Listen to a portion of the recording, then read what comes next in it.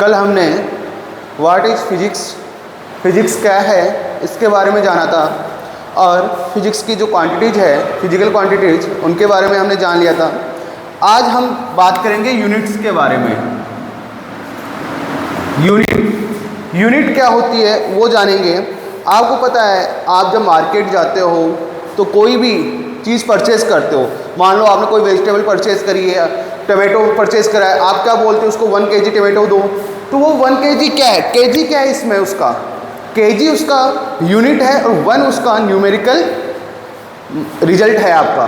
तो आपको सबसे पहले आपको यूनिट के बारे में जानना होगा कि यूनिट क्या चीज़ होती है क्या नहीं। तो आज हम देखते हैं सबसे पहले यूनिट। तो यूनिट जो है वो किसी भी फिजिकल क्वांटिटी का एक वैल्यू असाइन की गई है, उसकी एक निश्चित वैल्यू असाइन की गई है। उस निश्चित वैल्यू को ही हम उसके क्या कह देते हैं, यूनिट कह देते हैं मेजरिंग के लिए। और जो वैल्यू आपने असाइन करी है वो मेजरिंग के लिए करी है। तो हम बोल सकते हैं the value assign for a measuring a physical quantity is called its unit. यानी किसी भी फिजिकल क्वांटिटी के मेजरिंग के लिए जो आपने वैल्यू असाइन करी है वो वैल्यू ही क्या होगी, आपकी यूनिट होगी।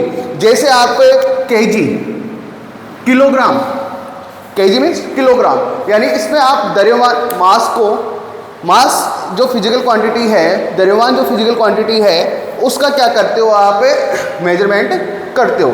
और ये मेजरमेंट करने के लिए आपको इसकी मास की यूनिट देखनी पड़ेगी। तो मास की यूनिट का जो आपने वैल्यू असाइन करी है मास के लिए वो क्या है, किलोग्राम है। तो इस किलोग्राम क्या कहलाएगा, आपका यूनिट कहलाएगा। किलोग्राम आपका मास का यूनिट कहलाएगा। इसके बाद में हम बात करते हैं स्टैंडर्ड यूनिट की। किसकी, स्टैंडर्ड यूनिट की। तो जो स्टैंडर्ड यूनिट होती है वो डिफाइन करती है आपके एक्चुअल टेंजेबल फॉर्म को जो किसी भी फिजिकल क्वांटिटी की होती है। तो जो एक्चुअल टेंजेबल फॉर्म होती है किसी भी फिजिकल क्वांटिटी की, उसे हम क्या कह देते हैं, स्टैंडर्ड यूनिट कह देते हैं उस क्वांटिटी के लिए। तो इसकी डेफिनेशन हम बोल सकते हैं the define actual tangible form of any physical quantity is called standard unit of that quantity. यानी उस भौतिक राशि, उस फिजिकल क्वांटिटी के लिए आपने जो निश्चित मान करा है, जो वास्तविक मान करा है, आपने वास्तविक मूर्त जो लिया है आपने, उस राशि का क्या कहलाएगी, आपकी स्टैंडर्ड यूनिट कहलाएगी आपके। और जो भौतिक राशि का जो मात्रक होता है, यानी किसी भी फिजिकल क्वांटिटी का जो यूनिट होती है वो यूनिट हमेशा उसके जो न्यूमेरिकल रिजल्ट है उसके इन्वर्सली प्रोपोर्शनल होती है। मान लो आपकी यूनिट है U मीन्स हमने कोई यूनिट ले ली किसी भी फिजिकल क्वांटिटी की, और N हमने क्या ले लिया, उसका न्यूमेरिकल रिजल्ट ले लिया उसका। ये आपका न्यूमेरिकल रिजल्ट आ गया N। तो जो U है, U क्या होगा, प्रोपोर्शनल होगा आपका न्यूमेरिकल रिजल्ट के। ये इसके बीच में हम यूनिट और न्यूमेरिकल रिजल्ट के बीच में हम क्या दिखा सकते हैं, एक रिलेशन भी क्रिएट कर सकते हैं।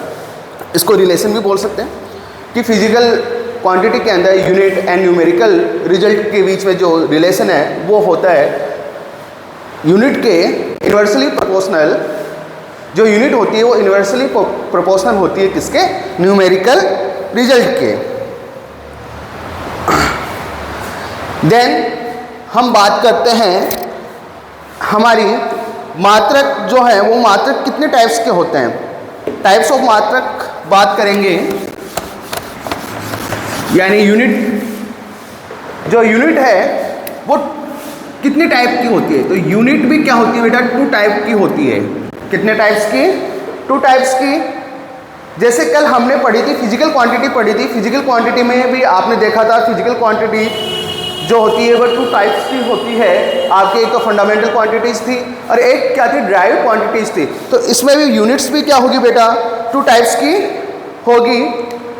उसमें सबसे पहले एक और फंडामेंटल यूनिट बोल सकते हो आप, या इसको आप ओरिजिनल नेम के द्वारा भी आप जान सकते हो। ओरिजिनल नेम के द्वारा भी। सेकंड होती है आपकी ड्राइव यूनिट। जैसे आपकी ड्राइव क्वांटिटी थी वैसे ड्राइव यूनिट है। इसमें ये जो फंडामेंटल यूनिट होती है या ओरिजिनल जो नेम होता है, ये इसके अंदर जो क्वांटिटीज होती है वो क्या होती है बेटा, मतलब इस टाइप की क्वांटिटीज में आप उसका यूनिट को किसी दूसरी यूनिट से ड्राइव नहीं कर सकते, ये बिल्कुल इंडिपेंडेंट होती है। लेकिन ड्राइव यूनिट क्या होती है बेटा, आपकी फंडामेंटल यूनिट के ऊपर डिपेंड होती है, ये फुल्ली इंडिपेंडेंट नहीं होती है। ये आपकी यूनिट की बात हो गई। सेकंड बात करते हैं सिस्टम ऑफ यूनिट।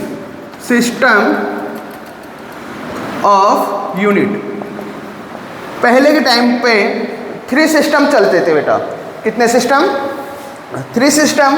सबसे पहले CGS, FPS, फिर MKS। इसमें क्या होता है बेटा, मास नहीं, लेंथ मास एंड टाइम का मेजरमेंट किया जाता है। क्योंकि जो फंडामेंटल यूनिट है या जो ओरिजिनल यूनिट है वो भी कितने टाइप्स की है, 7 टाइप्स की है। तो इसमें सबसे पहले 3 जो फंडामेंटल यूनिट है, ओरिजिनल जो नेम है या ओरिजिनल जो यूनिट है उसको 3 यानी लेंथ को, मास को, टाइम को मेजरिंग करने की ये पद्धति है। जिसमें सबसे पहले CGS पद्धति के अंदर लेंथ को सेंटीमीटर के अंदर, मास को, ये लेंथ हो गई, ये मास हो गई और ये टाइम हो गई। लेंथ को सेंटीमीटर में, मास को ग्राम के अंदर एंड समय को सेकंड में मेजरिंग किया जाता है। इसके बाद में सेकंड आपकी जो सिस्टम आया या सेकंड जो मेथड आया उसमें जिसे हम बोलते हैं FPS। उससे पहले हम ये कह सकते हैं CGS जो पद्धति है उसको गाउसियन मेथड भी कहते हैं। CGS जो सिस्टम है यूनिट का उसको गाउसियन मेथड भी कहते हैं। सेकंड आया आपका FPS में लेंथ को फुट के अंदर, मास को पाउंड के अंदर और समय को सेकंड के अंदर मेजरिंग किया जाता है। थर्ड यूनिट जो आती है वो आपकी आती है MKS यूनिट। उसमें लेंथ को मीटर में, मास को किलोग्राम में एंड टाइम को सेकंड में ही मेजर किया जाता है। इसके बाद में अभी जो पूरे वर्ल्ड के अंदर जो मेथड चल रहा है वो चल रहा है SI। कौन सा चल रहा है? SI। और जो SI है, SI जो यूनिट है वो इंटरनेशनल सिस्टम ऑफ यूनिट है। SI यूनिट MKS का ही विविध रूप है, यानी MKS पद्धति से ही क्या बनी है, आपकी SI यूनिट बनी है जिसे हम इंटरनेशनल सिस्टम ऑफ यूनिट कह सकते हैं। ये पूरे वर्ल्ड में प्रेजेंट टाइम में चल रही है। थैंक्स स्टूडेंट, आज के लिए इतना ही, बाकी नेक्स्ट क्लास में।